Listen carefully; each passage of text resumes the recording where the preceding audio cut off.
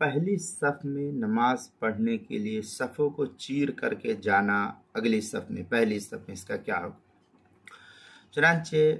پہلی صف میں نماز پڑھنے کے لیے صفوں کو چیر کر کے، دوسروں کو تکلیف دے کر، دوسروں کی گردن پھلان کر کے پہلی صف میں پہنچنا، یہ نازیبہ حرکت اور سخت مکروہ قرار دیا گیا ہے۔ اس لیے مسجد میں جہاں جگہ ملے وہیں نماز پڑھ لے۔ ہاں، اگر اگلی صف پہ جگہ خالی ہو تو صف چیر کر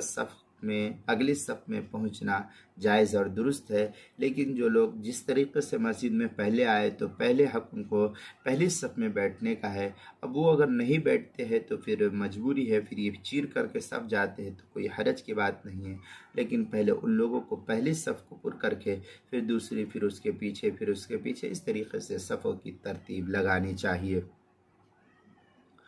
چنانچہ اس سلسلے میں در مختار فتاوی شامی رد المختار وغیرہ کے اندر ہے، قال فی المعراج الافضل یقف فی الصف الاخر اذا خاف ایذاء، اور آگے ہے احد قال علیہ الصلوۃ والسلام من ترک الصف الاول مخاف ان یؤذی مسلما اضعف له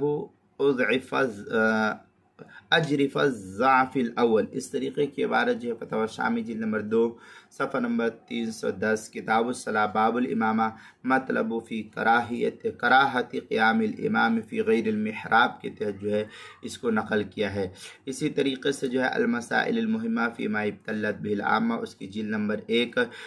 عنوان ہے مکروہات الصلاۃ، صفحہ نمبر 50 عنوان